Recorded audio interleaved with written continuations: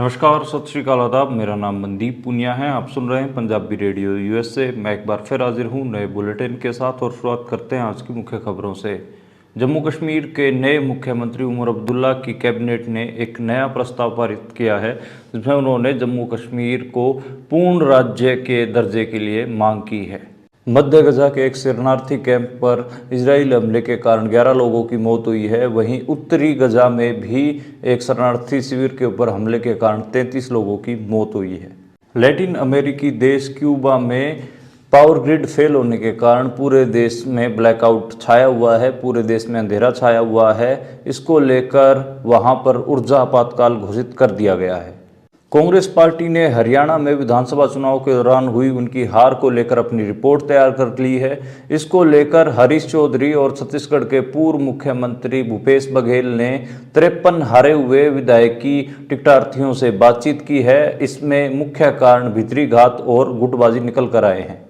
पंजाब के डीजीपी गौरव यादव की press conference के बाद कनाडा बेस्ड गैंगस्टर अर्श डल्ला की एक ऑडियो वायरल हो रही है, जिसमें वह कहते सुनाई दे रहे हैं कि फरीदकोट के गुरप्रीत हत्याकांड में सांसद अमृतपाल सिंह का कोई हाथ नहीं है। ये थी आज की मुख्य खबरें। अब करते हैं इन खबरों का विश्लेषण और शुरुआत करते हैं पहली खबर से।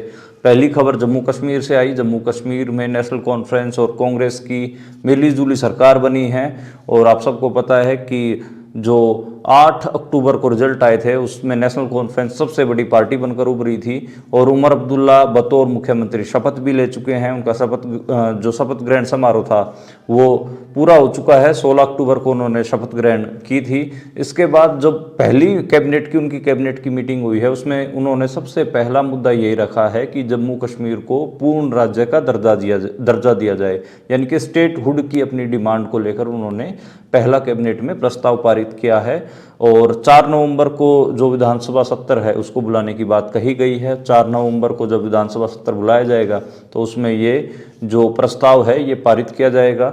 और इसको लेकर उमर अब्दुल्ला ने ये भी कहा है कि वे प्रधानमंत्री से भी मुलाकात करेंगे और संबंधित मंत्रियों से भी मुलाकात करेंगे, राष्ट्रपति से भी मुलाकात करेंगे और जम्मू कश्मीर की जो स्टेटहुड है उसको दोबारा से बहाल करने के लिए वो हाथ पैर मारेंगे। हम सबको पता है कि जम्मू कश्मीर चुनाव में सबसे बड़ा जो मुद्दा था, जो खासकर जो डेमोक्रेटिक पार्टियां अपने आप को कहती हैं, जो वहाँ के जो सियासी धड़े हैं जो चुनाव लड़ते हैं, उनके लिए जम्मू कश्मीर के स्टेटहुड का सबसे बड़ा इशू था और इसी को लेकर सभी पार्टियां मैदान में थी। नेशनल कॉन्फ्रेंस की सरकार बन गई है और जितने भी क्षेत्रीय धड़े हैं वहाँ पर जो चुनाव में जाते हैं उन्होंने सबसे ज़्यादा जो दबाव था नेशनल कॉन्फ्रेंस के ऊपर जिस दिन उनकी सरकार बनी वो स्टेटहुड की डिमांड पूरा करने के ऊपर ही बनाया। और उमर अब्दुल्ला ने भी पहली कैबिनेट की मीटिंग में इसी को ही पारित किया कि भाई स्टेटहुड हमारा दिया जाए। वहाँ पर जो लेफ्टिनेंट जनरल हैं मनोज सिन्हा, तो एक हिसाब से लेफ्टिनेंट जनरल कह रहा हूँ, जो लेफ्टिनेंट गवर्नर हैं मनोज सिन्हा, तो उनके हुक्म में अभी पूरा राज्य चल रहा है। इसको लेकर उमर अब्दुल्ला भी उनसे मिले और उनकी मुलाकातें आने वाले दिनों में प्रधानमंत्री मोदी से भी हो सकती हैं कि जम्मू कश्मीर को दोबारा स्टेटहुड का स्टेटस दिया जाए, दोबारा राज्य का दर्जा दिया जाए। इस टाइम पे केंद्र शासित प्रदेश है, यानी कि यूनियन टेरिटरी जो जम्मू कश्मीर है वो है। तो अब देखना होगा कि इसमें आगे नेशनल कॉन्फ्रेंस के क्या स्टेप रहते हैं। 4 नवंबर को जो विधानसभा सत्र होने वाला है जम्मू कश्मीर का, उसके ऊपर भी सभी को निगाह रखने की ज़रूरत है, क्योंकि 10 साल बाद वहाँ पर कोई इलेक्टेड गवर्नमेंट बनी है और 6 साल बाद कोई विधानसभा सत्र होने जा रहा है। अगली खबर की बढ़ते हैं और अगली खबर इजराइल और फ़लस्तीन जो युद्ध चल रहा है उसको लेकर है। इजराइल ने फ़लस्तीन के ऊपर 2 हमले किए हैं। एक तो जो हमला किया है वो अल मकाजी शरणार्थी शिविर में किया है जो कि सेंट्रल गजा में मौजूद है। वहाँ पर 11 शरणार्थियों की मौत हुई है। और जो दूसरा हमला है वो उत्तरी हिस्से जबालिया में मौजूद एक शरणार्थी शिविर पे किया है, जिसके कारण 33 लोगों की जान गई है। तो जो इजरायली हमले वो लगातार हो रहे हैं। हम सबको पता है कि 2 दिन पहले जो हमास के लीडर थे याह्या सिनवार, उनकी भी मौत हो गई थी और इसकी पुष्टि हमास के लोगों ने भी कर दी है, सीनियर लोगों ने। और जो इजराइल है उन्होंने डीएनए टेस्ट भी करवा लिया है। इवन इजराइल ने एक ड्रोन से शूट वीडियो भी जारी किया है जिसमें ये दिखाया जा रहा है कि उन्होंने याह्या सिनवार को मार दिया है। और इसको लेकर अमेरिकी जो बयानबाजी थी वो भी मैंने कल आपको बताई कि अमेरिका वाले तो बड़ा खुश नज़र आ रहे हैं, जबकि जो फ़लस्तीन का पक्ष रखते हैं वो सब दुखी हैं और याह्या सिनवार को एक रेवोल्यूशनरी लीडर के तौर पर देख रहे हैं। जियो पॉलिटिक्स है वो अपने हिसाब से इस पर चल रही है, और रूस ने जो ब्रिक्स की मीटिंग होने वाली है रूस में, उसको लेकर वहाँ के राष्ट्रपति व्लादिमीर पुतिन ने फ़लस्तीन के जो वहाँ के इस समय के जो एक हिसाब से मैं कहूँगा कि जो राष्ट्रपति महमूद अब्बास हैं उनको ब्रिक्स समिट में न्योता भेजा है। तो उनका ये जो मूव है ये इसीलिए है ताकि इजराइल को ये दिखाया जा सके कि जो रूस है वो फ़लस्तीन को एक स्वतंत्र राष्ट्र के तौर पर देखता है, और उनकी जो फैसले हैं, वैश्विक फैसले हैं, जियो पॉलिटिक्स है, उसमें एक अहमियत के तौर पर भी देखता है। तो ये एक बड़ी चीज़ है। अगली खबर की बात करें तो जो अगली खबर है वो इजराइल की है, और इजराइल ने दावा किया है कि लेबनान की तरफ से जो इजराइल के प्रधानमंत्री हैं बेंजामिन नेतन्याहू, उनके आवास के ऊपर ड्रोन से हमले किए हैं। इजरायली जो सेना है उसने दावा किया है कि लेबनान की तरफ से 20 ड्रोन उनकी टेरिटरी में एंटर करे थे, जिसमें से कुछ जो ड्रोन है वो बाहरी खाली इलाकों में ही गिर गए, कुछ इधर उधर गिरे, और एक दो ड्रोन जो प्रधानमंत्री आवास है वहाँ तक भी पहुँचे, लेकिन वहाँ की सिक्योरिटी फोर्सेज ने उनको एक हिसाब से डीएक्टिवेट कर दिया और उनको पहले ही मार गिराया। तो ये एक खबर है जो इजरायली सेना दावा कर रही है कि प्रधानमंत्री बेंजामिन नेतन्याहू के जो निजी आवास है, उनका जो प्राइवेट हाउस है, उनके ऊपर हमले की खबर है, और वो लेबनान की तरफ से है। अगली खबर की बात करें तो अगली खबर क्यूबा से आई, और क्यूबा में जो लैटिनी अमेरिकी देश है क्यूबा, उसमें पावर ग्रिड फेल हो गया है, और वहाँ पर जो मेन पावर ग्रिड तो बहुत सारे होते हैं, जो मेन पावर ग्रिड है वो फेल हो गया है। इस वजह से पूरे देश में ब्लैकआउट है, और उनको ऊर्जा आपातकाल यानी कि जो इलेक्ट्रिसिटी इमरजेंसी इसको डिक्लेयर करना पड़ा है। और पिछले कल 11 बजे से ही वहाँ पर बिजली नहीं है, इसको लेकर वहाँ पर काम किया जा रहा है कि जो इलेक्ट्रिसिटी जो पावर ग्रिड है, वो जो मेन ग्रिड है वो फेल हुआ है, उसको लेकर ठीक किया जा सके, और इस पर मदद भी मांगी गई है। देखते हैं कि क्यूबा में जो इलेक्ट्रिसिटी का जो मेन पावर ग्रिड है वो कब तक बहाल होता है, और तब तक वहाँ पर इलेक्ट्रिसिटी इमरजेंसी रहेगी, और ब्लैकआउट है, वहाँ पर बहुत मुश्किलों का सामना वहाँ के नागरिकों को करना पड़ रहा है। अगली खबर की ओर बढ़े तो अगली खबर हरियाणा से है। हरियाणा में कांग्रेस की हार को लेकर हाईकमान ने एक रिपोर्ट तैयार कर ली है, और ये रिपोर्ट तैयार करने में एक तो हरीश चौधरी शामिल रहे हैं, दूसरे छत्तीसगढ़ के पूर्व मुख्यमंत्री भूपेश बघेल शामिल रहे हैं। जो हरीश चौधरी रहे हैं वो पंजाब कांग्रेस के इंचार्ज भी रहे हैं। पहले जब 2022 के चुनाव हुए उस समय जो हाईकमान से जो इंचार्ज बनाकर भेजे गए थे वो हरीश चौधरी थे। सेम यही हरीश चौधरी अब रिपोर्ट भी तैयार कर रहे हैं हरियाणा में, और जो भूपेश बघेल के साथ। तो भूपेश बघेल और हरीश चौधरी ने जूम मीटिंग के थ्रू लोगों से बातचीत की, और जो विधायकी का टिकट पाए थे कांग्रेस की तरफ से लेकिन चुनाव हार गए, उन 53 लोगों से बातचीत की है। 37 विधायक, 90 में से 37 सीटें कांग्रेस को आई हैं, और 53 सीटों पर उनको हार का मुंह देखना पड़ा है। तो 53 लोगों से बातचीत की है दोनों ने, और इस जूम मीटिंग को रिकॉर्ड करने की मनाही थी।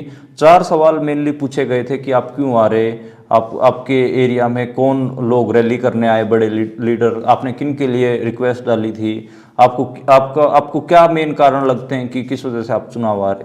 तो लगभग सभी जो कैंडिडेट थे उसमें 2 चीज़ें तो एक कॉमन निकल कर आ रही हैं, कि उनका कहना है कि एक तो जो एकजुटता की कमी रही, और एक जो भीतरघात हुआ, यानी कि जो टिकट के दावेदार लोग थे उनको टिकट न मिलने के कारण उन्होंने क्रॉस वोटिंग करवाई है। और दूसरा गुटबाजी, कि अगर कहीं पे हुड्डा गुट से टिकट थी तो वहाँ पर शैलजा गुट सक्रिय नहीं दिखा, शैलजा जी रैली करने नहीं आई। तो ये शैलजा और हुड्डा गुट का भी रहा, काफ़ी मिक्सर इसमें रिव्यू हैं। और एक कैंडिडेट ने ये भी कहा है कि जातिवाद भी हुआ है, नॉन जाट पोलराइज हुए जाट कैंडिडेट के खिलाफ। तो ये एक मोटा मोटा इस मीटिंग का क्रक्स है। रिपोर्ट तैयार हो गई है, हाई कमान को सौंप दी गई है हरीश चौधरी और भूपेश बघेल ने। अब इसमें एक इंटरेस्टिंग ये है कि कई बड़े नेता कांग्रेस पर हमलावर भी हैं, कांग्रेस के। इवन जो ओबीसी नेता हैं कैप्टन अजय यादव, उनका भी मैं 2-3 दिन से जिक्र कर रहा हूँ, उन्होंने कांग्रेस को से इस्तीफा भी दे दिया है। आज उन्होंने राहुल गांधी के ऊपर एक बड़ा आरोप लगाया। उन्होंने कहा कि राहुल गांधी की कोठरी उनको घेरे रहती है और मैंने उनके पिता के साथ काम किया है, उनको मेरा अपमान नहीं करना चाहिए था। तो एक हिसाब से उन्होंने राहुल गांधी के ऊपर अपमान का आरोप भी लगाया है। और ये भी कहा है कि कांग्रेस में कई नेता, इवन हुड्डा का उन्होंने बिना नाम लिए कहा कि उनका पॉलिटिकल करियर खत्म करने की बात भी के आरोप भी उन्होंने लगाए हैं। तो ये एक सीरियस चैलेंज है कांग्रेस के सामने, क्योंकि हरियाणा में जो हुआ, सबको लग रहा था कि हरियाणा में कांग्रेस बड़े आराम से जीत जाएगी, लेकिन कांग्रेस ने जो नालायकियां की उसके कारण वहां पर कांग्रेस को हार का सामना करना पड़ रहा है। आप देश में किसी से भी पूछिए कि क्या हरियाणा में कांग्रेस हार सकती थी चुनाव से पहले, तो सब मना करते थे, कहते थे कि कांग्रेस बड़े आराम से जीत जाएगी। लेकिन कांग्रेस चुनाव हार गई है, तो इसको लेकर वो अपनी इंटरनल समीक्षा तो कर रही है, लेकिन मेरे को लगता नहीं कि कोई ज़्यादा वो इसको लेकर कुछ कर पाएगी। अगली खबर की ओर बढ़ते हैं। जो अगली खबर है वो पंजाब से है। पंजाब के जो चीफ मिनिस्टर हैं भगवंत मान, उनकी किसानों के साथ मीटिंग हुई है, उसमें डीजीपी भी मौजूद रहे हैं। और मुख्यमंत्री ने किसानों की जो ये एक, हम सबको पता है कि पिछले 2-3 दिन से धान की खरीद को लेकर लगातार किसान धरना कर रहे हैं। पंजाब में 25 टोल प्लाजे फ्री भी करवाए थे 2 दिन पहले। कल जो एक किसानों का जत्था था वो किसान भवन चंडीगढ़ भी पहुंचा था और सीएम आवास का घेराव करना चाहता था, लेकिन उसको किसान भवन में रोक दिया गया था। तो ये जो जिन नेताओं से मीटिंग हुई है वो बेसिकली जो संयुक्त किसान मोर्चा, जो राज्यपाल वाला जो ग्रुप है, उसी से हुई है। राज्यपाल और कुछ लेफ्ट के जो धड़े हैं उनके साथ हुई है। और उसमें भगवंत मान ने यही कहा है कि अभी तक 16 लाख मीट्रिक टन धान की खरीद हो चुकी है और वो आगे भी धान की खरीद जारी रखेंगे। कई सारी बातें उन्होंने कही हैं। और इसको लेकर जो मुख्यमंत्री हैं वो सुबह उनकी मीटिंग भी इतनी सहज नहीं हो पाई है और किसान नेताओं ने कई सीरियस बातें भी कही। और जो पंजाब पुलिस के डीजीपी थे वो भी मीटिंग में मौजूद थे, उन्होंने भी कई पॉइंट अपने रखे कि जो आंदोलन हो रहे हैं उनको लेकर। तो ये मतलब मीटिंग का कोई करक्स अभी सिट्टा उस हिसाब से निकल के नहीं आया है। अभी हमें समझना पड़ेगा इस मीटिंग का क्या मतलब निकल के आता, क्या किसान नेता वो संतुष्ट होते हैं या फिर वो अपनी धान खरीद के लिए दोबारा से आवाज़ उठाएंगे। अगली खबर की बात करें तो अगली खबर अर्श डल्ला से रिलेटेड है, कनाडा बेस्ड गैंगस्टर। आपको याद होगा कि गुरप्रीत सिंह जिसका फरीदकोट में जिसका कत्ल हुआ था, उसको लेकर पंजाब पुलिस के डीजीपी गौरव यादव ने एक प्रेस कॉन्फ्रेंस की थी, जिसमें उन्होंने ये कहा था कि जो ये कत्ल हुआ है गुरप्रीत सिंह का, इसमें अर्श डल्ला का हाथ है और अमृतपाल सिंह का भी हाथ है, जो खडूर साहिब से सांसद हैं और जेल में बंद हैं डिब्रूगढ़ में। तो उनका भी हाथ होने की उन्होंने बात कही थी। इसको लेकर उसके तुरंत बाद ही अर्श डल्ला का एक ऑडियो वायरल हो रहा है, जिसमें वो कह रहे हैं कि गुरप्रीत सिंह की हत्या में जो खडूर साहिब के सांसद अमृतपाल सिंह, उनका कोई हाथ नहीं है इसमें। वो और भी कई बातें कह रहे हैं, इसमें ये भी बता रहे हैं कि गुरप्रीत सिंह को उन्होंने क्यों मरवाया। 6 महीने पुरानी एक घटना का जिक्र कर रहे हैं कि 6 महीने पहले और कई और भी चीज़ें हैं। और गुरप्रीत सिंह के ऊपर कई आरोप भी लगा रहे हैं अर्श डल्ला। और कुछ इंस्टाग्राम जो इन्फ्लुएंसर हैं, इवन पिज़्ज़ा कुल्हड़ पिज़्ज़ा वाला है उनका भी नाम लिया। और 1-2 इंस्टाग्राम सुखरतिया करके है, एक कोमल कौर करके शायद, तो उनके नाम भी लिए हैं और उनको भी धमकी दी है अर्श डल्ला ने। और एक पूरी कॉन्स्पिरेसी थियरी कहीं ना कहीं पंजाब पुलिस ने और जो इंडियन मीडिया उसने बनाने की कोशिश की कि गुरप्रीत सिंह का मर्डर है वो अमृतपाल सिंह ने करवाया है, क्योंकि अमृतपाल सिंह के खिलाफ लगातार गुरप्रीत सिंह बोलता था। और इसी को लेकर वो एक बड़ा इशू बनाने की कोशिश की। मेरे को लगता है कि मैंने पहले भी अपने एक बुलेटिन में कहा था कि जो गुरप्रीत सिंह की जो मौत है, इसकी जो पंथक सियासी धड़े हैं उनको अपने लेवल पे जाके जांच भी करनी चाहिए और समझना भी चाहिए कि इसमें क्या चीज़ें हैं, क्या कॉम्प्लेक्सिटीज़ हैं। इसको ऐसे ही नहीं जाने देना चाहिए कि आपके एक पॉलिटिकल कारकुन की डेथ हुई। हालांकि वो जो पंथक बड़े लीडर थे उनको तो वो गालियाँ ही निकालते थे, ये भी हमें पता है। बहुत क्रिटिकल होके गुरप्रीत अपनी बात रखते थे। तो इसको लेकर बेशक से आपके मतभेद हों, लेकिन था तो गुरप्रीत सिंह एक पंथक कारकुन ही। तो मुझे लगता है कि इसकी जो गुरप्रीत सिंह की मौत है उसको सियासी तौर पे भी देखना चाहिए कि क्या पीछे चीज़ें काम कर रही हैं। अगली खबर की ओर बढ़ें तो अगली खबर है जो गुरमीत सिंह राम रहीम के ऊपर सुप्रीम कोर्ट में जो फैसला आया है उसको लेकर गुरमीत सिंह राम रहीम के प्रवक्ता ने एक बयान जारी किया है, जिसमें उन्होंने कहा है कि जो सुप्रीम कोर्ट हाई कोर्ट में हमने अपना रुख रखा था, अपनी बातचीत रखी थी, उसको सुप्रीम कोर्ट ने पूरे तथ्य रखे नहीं गए पंजाब सरकार की तरफ से और गुमराह किया गया सुप्रीम कोर्ट को। लेकिन हम सुप्रीम कोर्ट में अपना पक्ष है वो रखेंगे। सुप्रीम कोर्ट इस मामले में नोटिस जारी कर चुका है, 4 हफ्ते का नोटिस है। अब देखना होगा कि गुरमीत राम रहीम को बेअदबी मामलों में सजा हो पाएगी या नहीं हो पाएगी, तो ये भी एक विषय है। और जो गुरमीत राम रहीम के एक डेरा के बंदे थे जिनका बेअदबी में नाम था, उनकी तो मौत पहले ही हो चुकी है, उनको गोली मार दिया गया है एक पंथक कारकुन के द्वारा। तो ये मोटा मोटा आज का घटनाक्रम था। इसमें एक जो बात मुझे लगती है कि जो आज बड़ी इंडियन मीडिया में जो रही, वो एक जो इंडिया का गोदी मीडिया है उसका नाम जो कनाडा की जो रिपोर्ट तैयार हुई उसमें भी है, उसमें ANI की स्मिता प्रकाश का भी नाम है, आज तक के कुछ पत्रकारों का नाम है और गोदी मीडिया जितना भी उनका नाम है कि ये लोग फेक न्यूज़ फैलाते हैं, फेक नैरेटिव फैलाते हैं। तो इसको लेकर स्मिता प्रकाश और कई लोगों ने, जो पत्रकार हैं गोदी मीडिया के, उन्होंने ट्विटर पे कैंपेन भी किया, लेकिन कोई बात बन नहीं रही है। दूसरा नैरेटिव के तौर पे मैं लगातार देख रहा हूँ कि दोबारा से ट्विटर के ऊपर जो एक हिसाब से सिखों के किरदार के ऊपर सवाल भी उठाए जा रहे हैं। और दूसरा जो विकास यादव है, जिसका अमेरिकन जो न्याय मंत्रालय है उसने जो उसका नाम लिया है, उसको हीरो बना के लोग पेश कर रहे हैं, जबकि हम सबको पता है कि दिल्ली पुलिस ने उसको एक एक्सटॉर्शन केस में भी गिरफ्तार किया है। अब ये भी समझना होगा कि कहीं दिल्ली पुलिस ने उसकी गिरफ्तारी उसको बचाने के लिए की है या कोई और बात है। और उस विकास यादव का नाम लॉरेंस बिश्नोई गैंग से भी जुड़ा हुआ है। तो कई सारी चीज़ें हैं इस कॉम्प्लेक्सिटीज़ में, लेकिन जो इंडियन गोदी मीडिया है वो लगातार विकास यादव को हीरो बना के पेश कर रहा है। और एक हिसाब से जो ऐसे गोदी मीडिया के पत्रकार हैं या फिर गोदी मीडिया इन्फ्लुएंसर्स हैं, वो भी लगातार सिखों को टारगेट कर रहे हैं इन सारे मामलों को लेकर।